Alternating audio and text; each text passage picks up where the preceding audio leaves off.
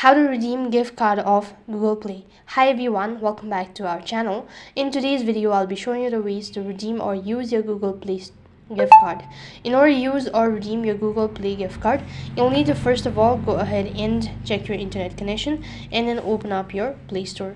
Once you open up a Play Store, tap the profile icon from the top, and the next page you'll be able to see all sort of information.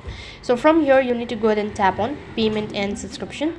As soon as you click on payment and subscription, go ahead and tap on redeem code. Once you tap on redeem code option, you'll be able to enter in the code that must be located on the card, or else you can simply scan the card by tapping on scan gift card button. So click the redeem button located right at the bottom, and that's basically how you can redeem your Google Play gift card online. That is all for this video. I hope the video was helpful.